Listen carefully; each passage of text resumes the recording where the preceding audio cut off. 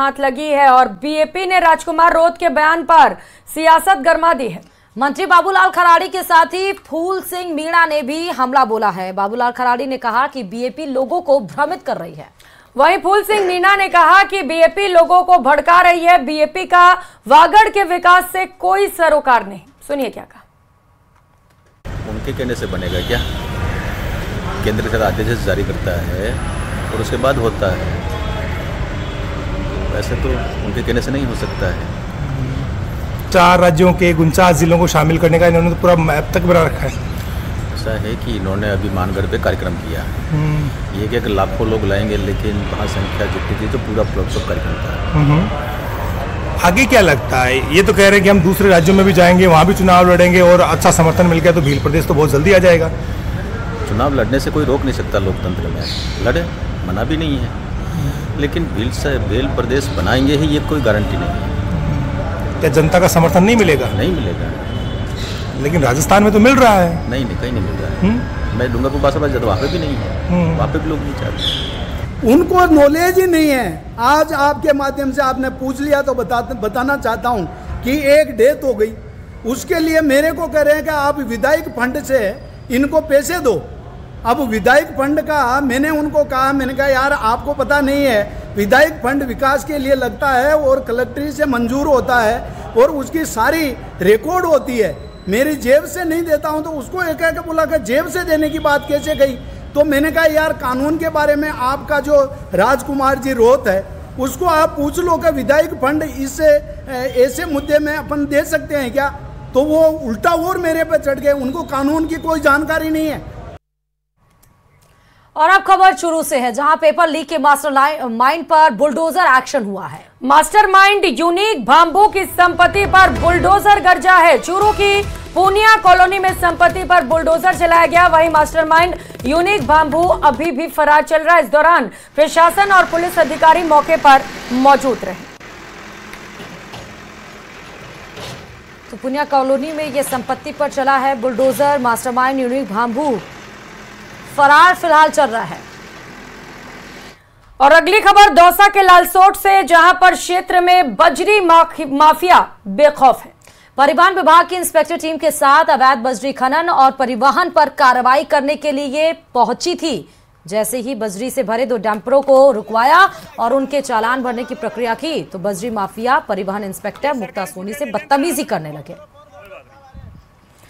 तो बदतमीजी की तस्वीरें भी सामने आई हैं। बजरी माफिया जब्त डंपर भी छुड़वा ले गए और गाड़ी का गेट तोड़कर उसमें से चालान और कैश से भरा सूटकेस लेकर फरार हो गए। सूटकेस चालान की राशि 1,34,000 रुपए बताई जा रही है। वहीं बजरी माफिया ने परिवहन इंस्पेक्टर का बाड़मेर तबादला करवाने और जान से मारने की भी धमकी दी है। के हौसले बहुत बुलंद हो रहे हैं और बजरी माफिया के हौसले बहुत बुलंद हो रहे हैं और इतने उनके हौसले बुलंद है कि कई पुलिस कर्मियों और परिवहन कर्मियों और राजकीय कर्मियों की हत्या वो कर चुके हैं। एवं आज उन्होंने फिर मेरी हत्या का प्रयास किया क्योंकि मैंने अवैध बजरी से भरे 2 ओवरलोड डंपरों को चालान बनाकर जब्त करने की तैयारी कर ली थी। इस पर भारी मात्रा में बजरी माफिया बिना नंबर की कारों में इकट्ठे होकर आए और उन्होंने मुझे जान से मारने का प्रयास किया व सरकारी संपत्ति की लूट करी। मेरी चालान बुक, रसीद बुक व कैश से भरी अटैची भी वो लोग उठाकर ले गए। और अब बात चित्तौड़गढ़ की कर लेते हैं, जहां पर रावत भाटा में आज 2 गुट आपस में भिड़ गए जिसमें करीब 10 लोग घायल हो गए। झगड़े में घायल हुए लोगों को इलाज के लिए अस्पताल पहुंचाया गया। दरअसल रावत भाटा क्षेत्र के रेनखेड़ा गांव में नाता विवाह को लेकर एक ही समाज के 2 गुट आपस में भिड़ गए। जमकर कहासुनी और मारपीट हुई। झगड़े की सूचना पर पुलिस मौके पर पहुंची और फिर घटना की जानकारी ली। घटना को लेकर दोनों पक्षों ने मामला भी दर्ज कराया है। तस्वीरें आपको दिखा रहे हैं। दोनों पक्ष में जमकर जो मारपीट हुई जिसमें 10 लोग घायल बताए जा रहे हैं। हाथों में लाठी डंडे जो भी मिलना है वो मारा जा रहा है। दोनों पक्ष में महिलाएं भी हैं जिनके ऊपर वार कर रहे हैं। 10 लोग इसमें बताए जा रहे हैं घायल। नाता विवाह को लेकर दोनों पक्षों में ये जमकर मारपीट हुई है।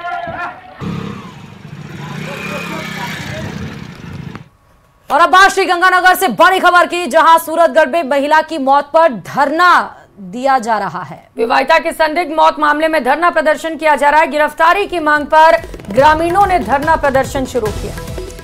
डीएसपी कार्यालय के बाहर चक्का जाम कर दिया गया है। मौके पर पुलिस समझाइश के लिए पहुंची है। तस्वीरें आपको श्रीगंगानगर के सूरतगढ़ के लिए बता रहे हैं, जहां महिला की मौत के बाद प्रदर्शन किया जा रहा है। मृतका का शव अस्पताल की मोर्ची में फिलहाल रखाया गया है। जमीन विवाद के चलते डिक्की में डूबकर हत्या का ये आरोप बताया जा रहा है। अब फिलहाल पुलिस मौके पर पहुंच गई है। समझाने की कोशिश की जा रही है कि धरना खत्म किया जाए और महिला का पोस्टमार्टम करवाकर उसके दाह संस्कार की तैयारियां की जाए। लेकिन यहां पर है कि प्रदर्शन किया जा रहा है। जमीन विवाद के चलते डिक्की में डुबोकर हत्या करने का विवाद, ये आरोप लगाया जा रहा है।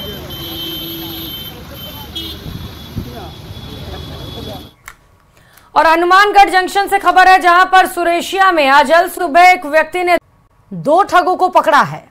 इन दोनों ठगों का वीडियो अब सोशल मीडिया पर वायरल हो रहा है। आम आदमी पार्टी के विधानसभा चुनाव में प्रत्याशी रहे संजय खान ने यह वीडियो अपने सोशल मीडिया पर शेयर किया है।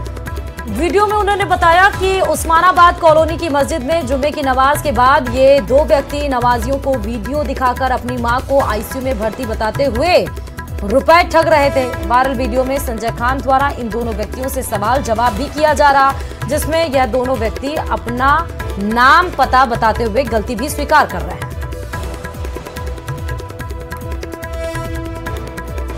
तो वहीं जलदाय विभाग यानी कि पीएचईडी को राजस्थान जल प्रदाय एवं सीवरेज निगम में स्थानांतरित किए जाने की सुगबुगाहट के बीच अधिकारियों और कर्मचारियों ने इसका विरोध शुरू कर दिया है। झुंझुनू में पीएचईडी के अधिकारी और कर्मचारियों ने हाथों में काली पट्टी बांधकर विरोध प्रदर्शन किया, जैसा कि आपको तस्वीरों में दिख रहा है, और सरकार के खिलाफ नारेबाजी की। इसके बाद मुख्यमंत्री के नाम अधीक्षण अभियंता को ज्ञापन सौंपा गया, जिसमें पीएचईडी को किसी कॉर्पोरेशन को हस्तांतरित नहीं करने की मांग की। जिला झुंझुनू के बैनर के तले अभियांत्रिक वर्ग, मंत्रालय एवं समस्त तकनीकी कर्मचारी समूह द्वारा जन स्वास्थ्य अभियांत्रिकी विभाग को तोड़कर RWSSC जन स्वास्थ्य जल प्रदाय एवं सीवरेज निगम बनाया गया है राज्य सरकार द्वारा। हम उसका विरोध करते हैं और सरकार से मांग करते हैं कि इसको निरस्त कर जन स्वास्थ्य अभियांत्रिकी विभाग के द्वारा ही योजनाओं का संचालन और संधारण किया जाए। उधर अलवर ग्रामीण विधानसभा क्षेत्र के धर्मपुरा गांव के राजकीय उच्च प्राथमिक विद्यालय का भवन जर्जर हालत में है। बारिश के मौसम में कभी भी ये भवन धराशायी हो सकता है, लोगों की जान जा सकती है, पढ़ने वाले बच्चों का नुकसान भी हो सकता है। स्कूल में बारिश की वजह से कमरों की जो छतें हैं वो टपक रही हैं।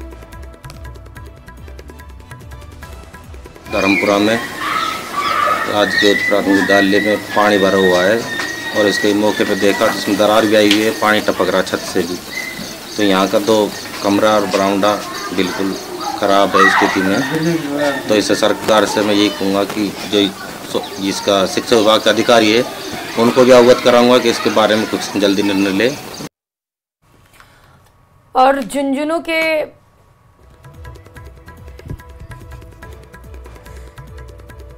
तो जर्जर बिल्डिंग की ये तस्वीरें आप देख सकते हैं, किस तरह से स्कूल प्रबंधन बीती रात ये बारिश से स्कूल में भरभरा पानी भी भर गया उसमें।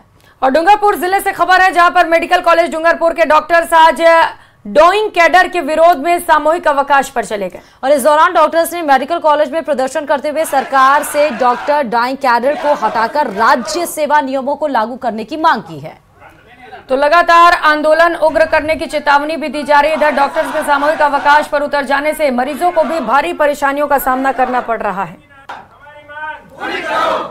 हमारी कई सालों से जो RSR जो राजस्थान के सेवा नियम है उनको लेके जो हमारी मांग चल रही थी, उन मांगों को ठुकराते हुए हमें डाइंग कैडर घोषित कर दिया है। और जो नई फैकल्टी जो अब लगेगी, जिन्होंने इस अस्पताल को बनाने में कोई योगदान नहीं दिया, उनको पूरे राजस्थान के सेवा नियम दिए जाएंगे। ये तो एक तरीके से राजस्थान सरकार की ये नियत हो गई कि ताजमहल खड़ा करने वाले कारीगरों के हाथ काट दिए इन लोगों ने। तो हम इस तरह की घोर अन्याय को स्वीकार नहीं करेंगे। उधर श्रीगंगानगर सहित प्रदेश के सोसाइटी संचालित 17 सरकारी मेडिकल कॉलेजों के करीब 700 चिकित्सक शिक्षक सामूहिक अवकाश पर चले गए हैं। राज्य सरकार पर 1 अगस्त 2024 से पहले नियुक्त शिक्षकों को राजस्थान सेवा नियमों के दायरे में शामिल नहीं करने के आरोप लगाए गए हैं। राजमेष में भी राज्य सेवा नियमों को लागू करने की मांग कर रहे हैं। वर्तमान में कार्यरत चिकित्सक शिक्षकों को भी आरएसआर के दायरे में रखने की मांग कर रहे हैं। वर्तमान में कार्यरत चिकित्सक शिक्षकों को डाइंग कैडर घोषित करने का विरोध किया जा रहा है। सामूहिक अवकाश पर जाने से मेडिकल कॉलेज की शैक्षणिक व्यवस्थाएं गड़बड़ा गई हैं।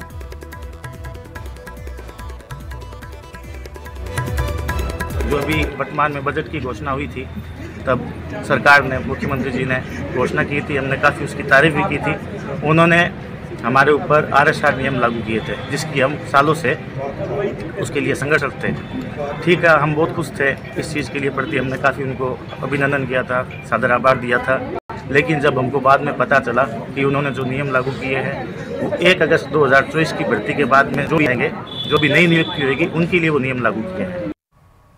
और खबरों में आगे बढ़ेंगे। झाबर सिंह खर्रा ने सदन में बड़ी घोषणा कर दी। जेबीएच अस्पताल पर गाज गिरेगी।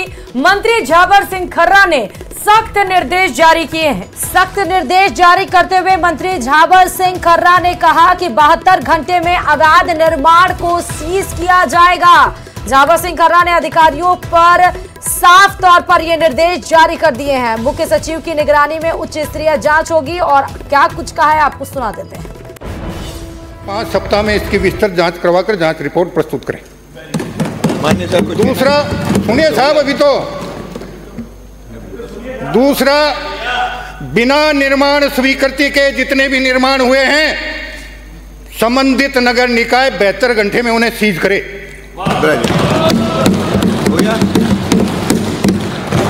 माननीय सदस्य। और अब बात बड़ी खबर की, जो कि जोधपुर से है, जहां छात्र संघ चुनाव कराने की मांग पर छात्र संगठनों ने जोरदार हंगामा किया है। और जेएनवीयू केंद्रीय कार्यालय के मेन गेट के बाहर जोरदार प्रदर्शन किया गया। छात्र संघ चुनाव बहाल कराने की मांग की गई।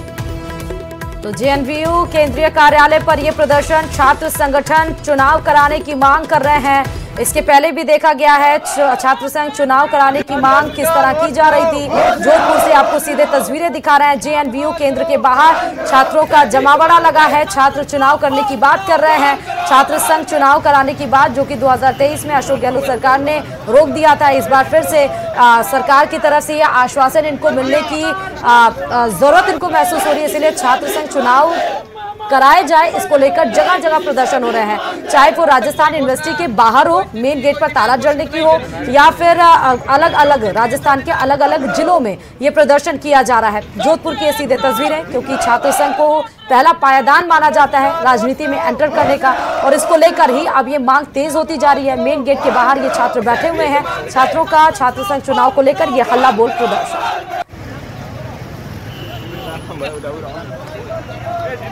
प्रदर्शन को देखते हुए मौके पर भारी पुलिस बल भी तैनात रहा और प्रदर्शन के जरिए लगातार सरकार से मांग की जा रही है कि छात्र संघ चुनाव को बहाल कराया जाए। अलग अलग जिलों से ऐसी ही तस्वीरें सामने आ रही हैं, जहां पर बड़ी संख्या में छात्र नेता जो हैं वो प्रदर्शन कर रहे हैं और इस दौरान पुलिस को भी बड़ी परेशानियों का सामना करना पड़ रहा है।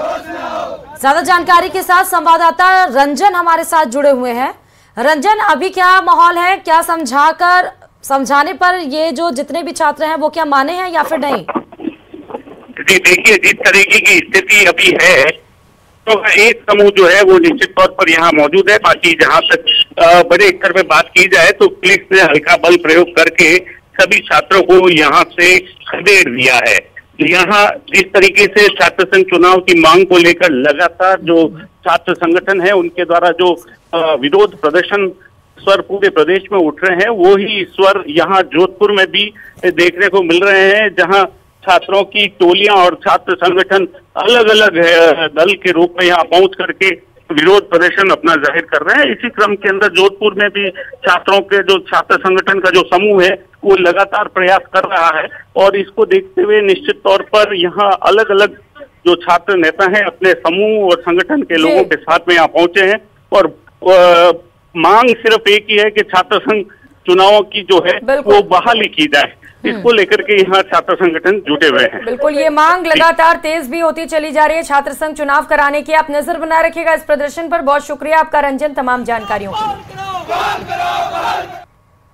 और अब खबरों में आगे बढ़ते हुए सीधे बात राजसमंद से बड़ी खबर की कर लेते हैं। कुंभलगढ़ में दर्दनाक हादसा हुआ है। बाइक अनियंत्रित होने से ये भीषण सड़क हादसे में 2 युवकों की मौत की भी सूचना है। हादसे में एक युवक गंभीर रूप से घायल हो गया। मौके पर केलवाड़ा थाना पुलिस पहुंची हुई है। तो कुंभलगढ़ में दर्दनाक सड़क हादसा, तस्वीरें आपके टीवी स्क्रीन पर। बाइक अनियंत्रित होने से यह हादसा हुआ जिसमें एक शख्स की मौत हो गई। तो आप देख सकते हैं बाइक कैसे एक जो रोड पर अगल बगल जो भी पत्थर की दीवारें थी, बाइक अनियंत्रित होकर उसे टकराई और उसमें एक शख्स की मौत भी हुई। अगली खबर अजमेर से है, जहां पर आज राजस्थान बेरोजगार पशु चिकित्सा संगठन ने आरपीएससी कार्यालय के बाहर विरोध प्रदर्शन किया। पशु चिकित्सकों ने 2019 में निकाली गई भर्ती परीक्षा का परिणाम जारी करने की मांग की। अभ्यर्थियों का ये कहना है कि विगत 5 साल में भर्ती की प्रक्रिया पूरी नहीं हुई। 2019 में 900 पदों के लिए विज्ञप्ति जारी की गई थी और 2020 में परीक्षा आयोजित हुई और 2023 में इसके इंटरव्यू शुरू किए गए, जो 2024 तक खत्म हुए, लेकिन इसके बावजूद भी अब तक परीक्षा का रिजल्ट जारी नहीं किया गया। तो बेरोजगार पशु चिकित्सकों ने जल्द रिजल्ट जारी नहीं होने पर आंदोलन की भी चेतावनी दी है। बेरोजगार पशु चिकित्सकों ने आज आरपीएससी के बाहर विरोध प्रदर्शन किया है। तमाम जो बेरोजगार पशु चिकित्सक हैं, जिनका कहना है कि 2019 में उनकी भर्ती निकाली गई, लेकिन अब तक जो है इस भर्ती परीक्षा में संपूर्ण कार्रवाई पूरी हो गई है, लेकिन इसके बावजूद भी परिणाम जारी नहीं किया गया है। 1.5 महीने 2 महीने पहले ही साक्षात्कार पूरे हो गए हैं, लेकिन आरपीएससी की ओर से अब तक परिणाम जारी नहीं किया गया है, जिसके चलते उनके भविष्य के साथ खिलवाड़ किया जा रहा है। तो तमाम जो बेरोजगार पशु चिकित्सक हैं वो हमारे साथ हैं, उनसे बातचीत करते हैं, उनसे जानते हैं किस तरह की समस्याओं का सामना उनको करना पड़ रहा है। कितना समय हो गया, 5 साल से आप इंतजार कर रहे हैं और कितना इंतजार करना पड़ेगा? बिल्कुल सर, ये भर्ती 2019 पशु चिकित्सा 2019 पशु चिकित्सा भर्ती विगत 6 वर्षों से लंबित है। ये एक ऐसी भर्ती है जो कि वसुंधरा राजे सरकार में जिसकी घोषणा होती है, अशोक गहलोत सरकार में जिसकी एग्जाम ऑर्गेनाइज करवाई जाती है और भजनलाल जी की सरकार में जिसका अंतिम इंटरव्यू हो जाता है। इस भर्ती ने 3 मुख्यमंत्री के कार्यकाल देख लिए, लेकिन ऐसी क्या नौबत आ रही है, ऐसी क्या अड़चन आ रही है कि सरकार के जिम्मेदार अधिकारी इस भर्ती की अड़चनों को मुक्त नहीं कर पा रहे हैं। हमारी मांग है, सरकारें बात करती है युवाओं की, किसानों की, जवानों की। जो आज ये युवा सड़क पे उतरा हुआ है, ये इन्हीं किसानों का, जवानों का बेटा है। और ये कहीं इन जो युवाओं के जो रोजगार की बात है, जब तक सरकार अपनी संवेदनशीलता नहीं दिखाएगी इनको रोजगार नहीं मिलेगा। हमारी मांग यही है कि सुप्रीम कोर्ट का जो आदेश है उस आदेशों की पालना सुनिश्चित करते हुए जल्द से जल्द इस भर्ती का परीक्षा परिणाम जारी किया जाए और नियुक्ति लेटर जारी किया जाए। लंबे समय से विद्यार्थी जो है, परीक्षार्थी हैं, वो इंतजार कर रहे हैं। अब उनकी सब्र का बांध टूटने लगा है, तो उनका यही कहना है कि जल्द से जल्द रिजल्ट जारी किया जाए, जिससे कि उनको राहत मिल सके। अगर ऐसा नहीं होता है तो एक बड़ा आंदोलन आरपीएससी के बाहर किया जाएगा। कैमरा पर्सन कौशल सेन के साथ अशोक सिंह, न्यूज़ 18 अजमेर। और इन्हीं तमाम खबरों के साथ खबर दोपहर में फिलहाल अभी के लिए इतना ही। आगे देखिए गांव शहर 100 खबर। नमस्कार।